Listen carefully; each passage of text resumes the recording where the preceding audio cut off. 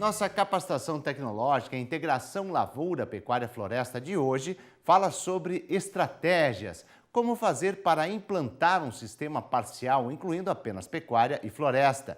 Ao mesmo tempo, mostra a experiência de produtores que apostam há tempos nesse sistema e já colhem os bons frutos desse investimento.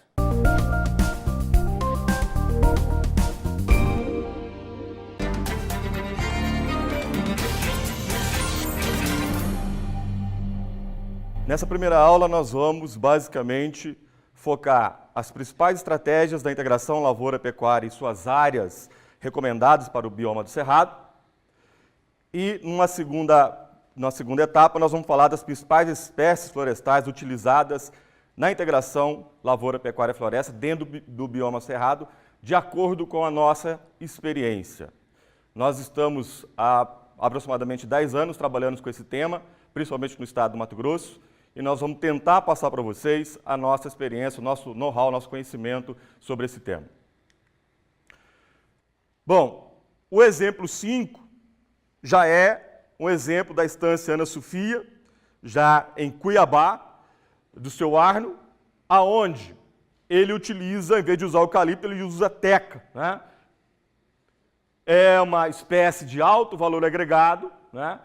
Talvez ele seja uma das pessoas mais antigas no Centro-Oeste que trabalha com esse sistema, já faz 12 anos que ele trabalha com esse sistema, ele tem uma área de 150 hectares e os resultados que ele tem até o momento são bastante satisfatórios, né? Ele não perdeu a capacidade de suporte dos animais, muito pelo contrário, ele ganhou em conforto térmico para os animais e ainda tem a produção de uma madeira nobre, né?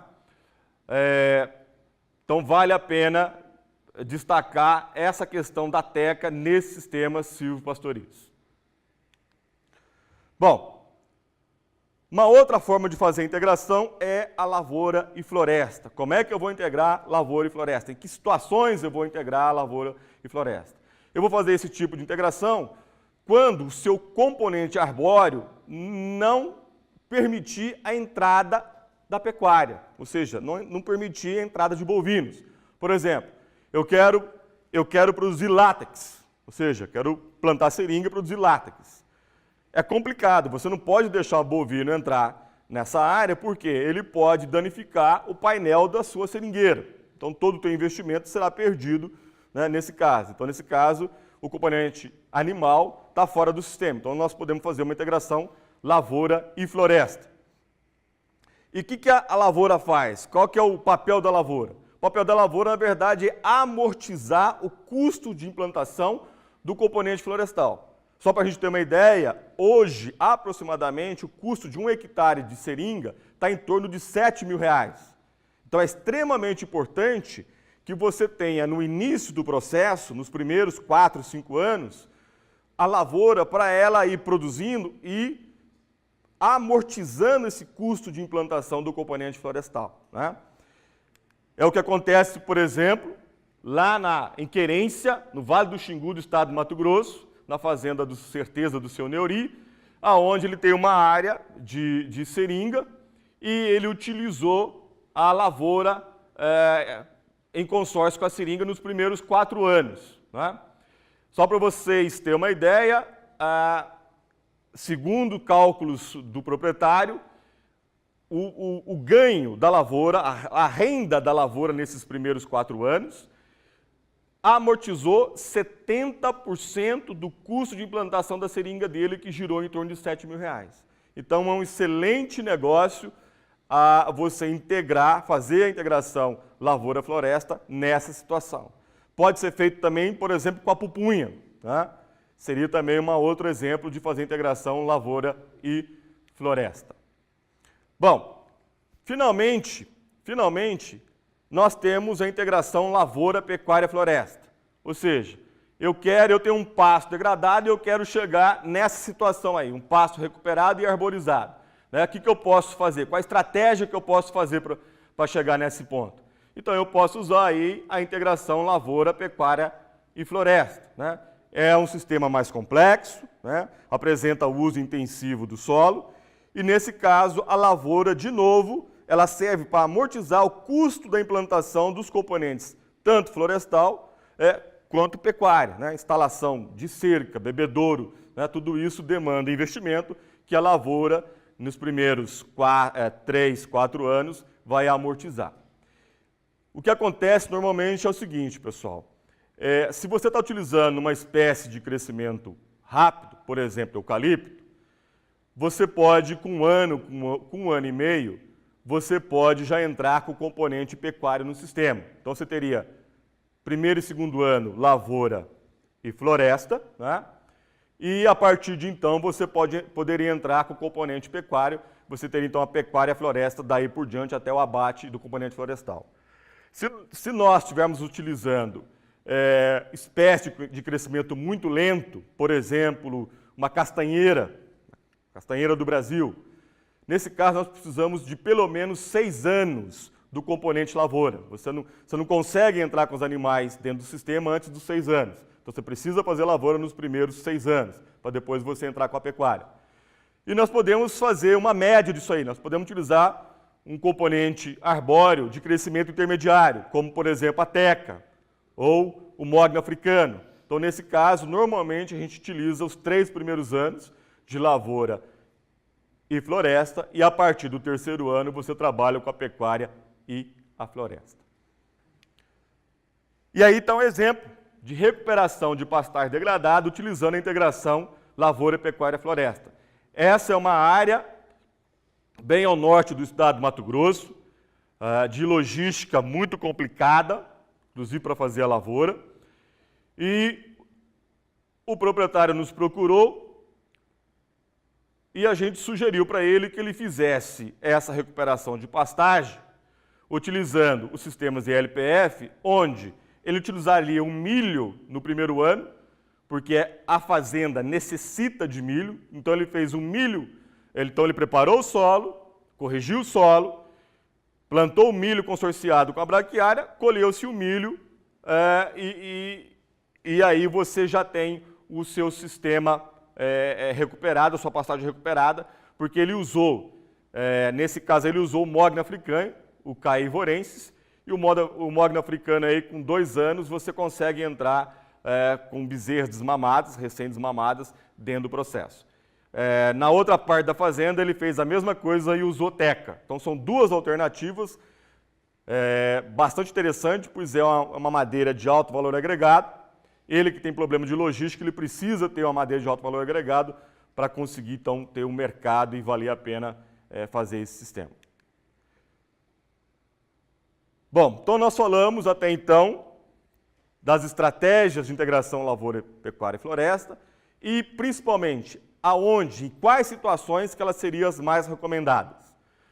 Daqui para frente nós vamos discutir um pouquinho de quais são as espécies florestais hoje que nós recomendamos, que são promissoras, que está em estudo e tem potencial, e aquelas que nós não recomendamos para trabalhar dentro do sistema ILPF no bioma cerrado. Essa avaliação foi feita por um grupo de pesquisadores, um grupo de pesquisa que trabalha com LPF na Embrapa Agro Silvopastoril Sinop, onde eu faço parte, e baseia-se nos nossos resultados, nos nossos trabalhos já há quase 10 anos nesse tema, nessa região. Bom, quando nós vamos pensar em introduzir o componente arbóreo, a primeira coisa que nós temos que ter na cabeça é a questão qual é a forma, qual é o tipo de árvores que nós vamos introduzir no sistema, né? E o que nós temos que saber primeiro, que não existe um tipo, né, ideal para todos os ambientes. Na verdade, nós vamos ter que ir para cada ambiente, para cada situação, para cada condição de solo, de clima e de mercado, principalmente, nós vamos ter um tipo que mais se encaixa, que mais tem possibilidade de dar retorno silvo, econômico para o sistema. Uma outra coisa importante, na escolha da espécie florestal, o que vai depender? O que nós temos que analisar? Primeiro, nós temos que analisar a finalidade. Para que eu vou plantar esse componente florestal? O que eu vou fazer com ele quando eu abatê-lo? Isso é extremamente importante. Segundo, Quais as condições de solo e de clima do local? É o que nós chamamos de sítio. Como é que é o sítio para aquela espécie que eu estou querendo plantar naquela situação? Terceiro, existe conhecimento agro-silvio-culturais para aquela espécie florestal? De repente eu quero uma espécie florestal que não tem nada, ninguém conhece sobre nada, né? Não tem conhecimento nenhum. Como é que eu vou trabalhar essa espécie florestal? Como é que eu vou recomendar isso em grande escala? É muito complicado. Então tem que ter conhecimento, tem que ter know-how. Um quarto fator importante é a produtividade e a rentabilidade do plantio. Como que essa espécie florestal se comporta? O que eu posso esperar de produtividade, de rentabilidade dela para aquela situação? Um quinto existe semente ou existe clone melhorados? Eu tenho material genético desse material que eu estou querendo? Eu vou encontrar isso fácil? E ele vai estar num preço bom? Ou ele vai estar... Existe, mas é tão caro que não vale a pena. Então isso tem que ser analisado também, né? É estratégico, extremamente importante para a integração que essas espécies florestais, primeiro, possa atender mais de um atributo. Ou seja, ela tem que servir para mais de alguma coisa. Ela tem que ter é interessante que ela tenha um valor ambiental, ela faça um serviço ambiental, mas que ela tenha também um valor econômico. É importante também que ela contribua para o sistema com, por exemplo, reciclagem de nutrientes, fixação de nitrogênio. Então, ela tem que ter mais de um atributo, ela tem que ter mais de uma função dentro do sistema. E ainda é imprescindível que ela tolere práticas de manejo impostas no sistema. Por exemplo, se eu for fazer integração lavoura, pecuária, floresta, essas espécies florestais ela tem que ter alguma tolerância a herbicida, que eu vou ter que utilizar herbicida na minha lavoura. Outra coisa importante, ela tem que ter tolerância à poda, eu vou precisar podar. Se eu quero madeira para serraria, eu vou ter que podar. Então ela tem que ter tolerância à poda, ela não pode ser muito susceptível a doenças devido à poda. Então tudo isso tem que ser analisado. Bom, e quais os critérios, quais os parâmetros que eu devo analisar para escolher essa espécie florestal? Então os relevantes. Primeira questão, nós já comentamos aqui, das condições climáticas do sítio, clima e solo. Segundo, ela possui ideotipo interessante para a integração, ou seja, ela possui troncos altos, ela tem uma copa pouco densa, as raízes são profundas e não tem catanas, ou seja, não tem aquelas raízes superficiais, né? Porque lembra que eu vou ter que, junto com a espécie florestal, eu vou ter que ir à lavoura. Então eu não posso ter raiz superficial. Ou eu vou ter gado, né? Então tudo isso tem que ser avaliado. Essa espécie florestal é resistência a ventos, pragas e doenças. Mais importante, essa espécie florestal ela não pode servir de ponte de uma doença fúngica, por exemplo, de um ano para o outro, para uma lavoura. A forma, o tamanho e a densidade da copa é impeditivo para a transmissividade da luz?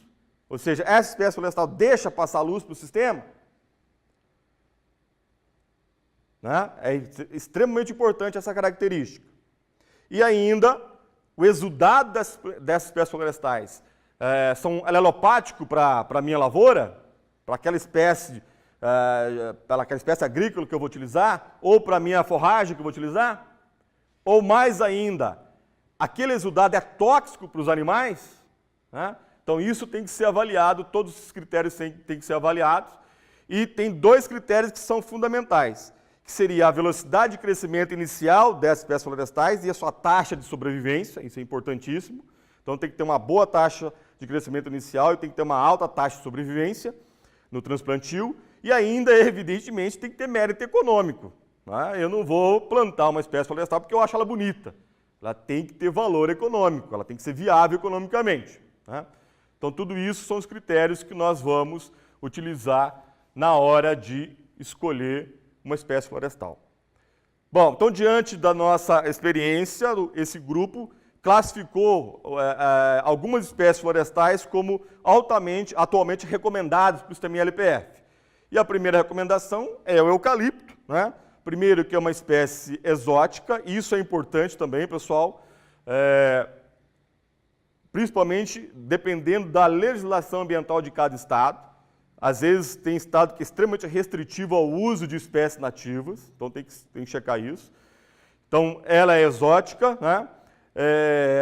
Hoje no Brasil nós temos mais de 5 milhões de hectares, no estado do Mato Grosso temos mais de 180 mil hectares plantados. As espécies mais plantadas é o eucalipto grande, o urucã, que é um híbrido, o camaldulense, o orophylla urograndes, que é um híbrido, e dentro desse urograndes o H13, que é um clone, talvez hoje sendo um dos materiais mais plantados no estado do Mato Grosso, e bastante recomendado porque ele tem múltiplas finalidades, né, dentro do processo.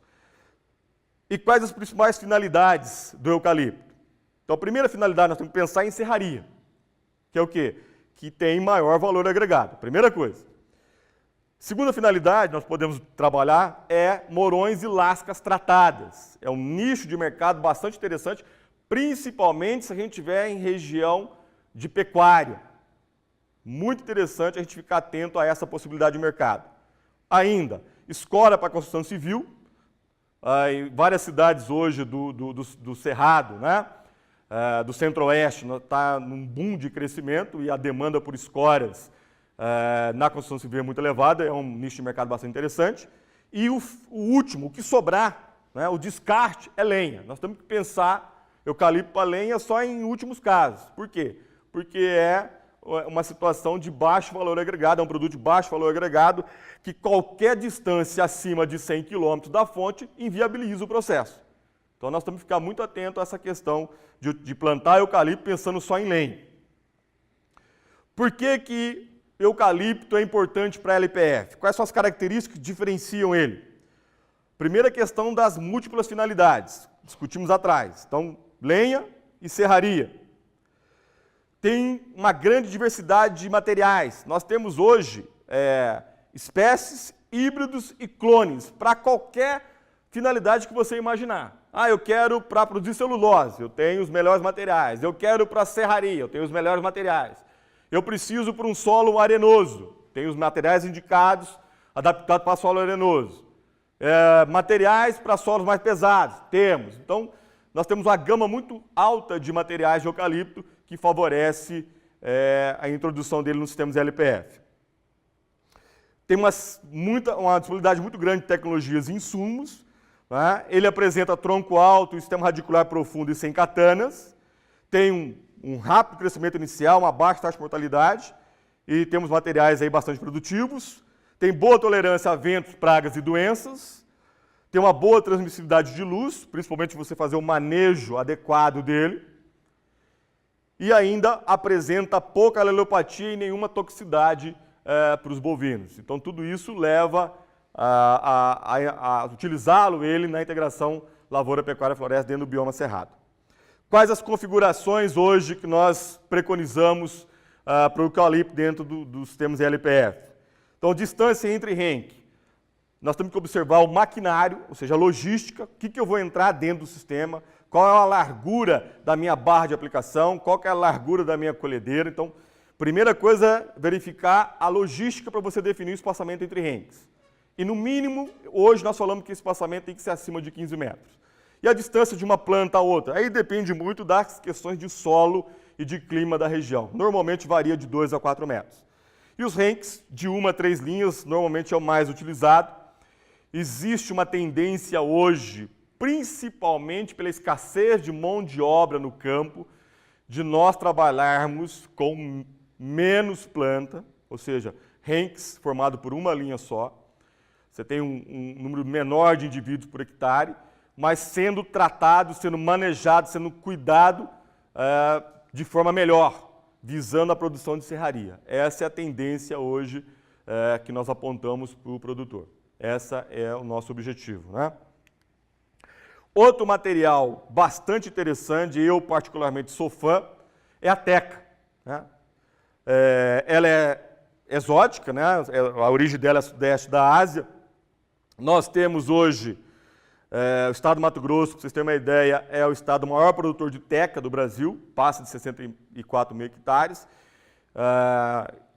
E ela é plantada tanto de semente como de clones, né?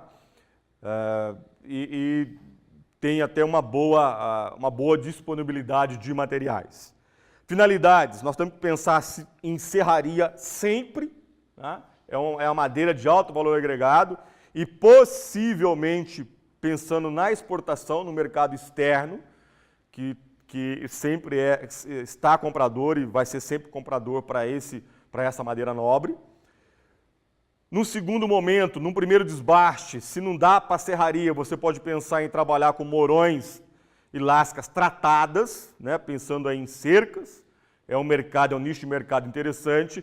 E o resto, o que sobra, o resíduo da poda, do desbaste, lenha. Né? Mas nunca, evidentemente, nunca pensar em teca para lenha. Isso está fora de cogitação.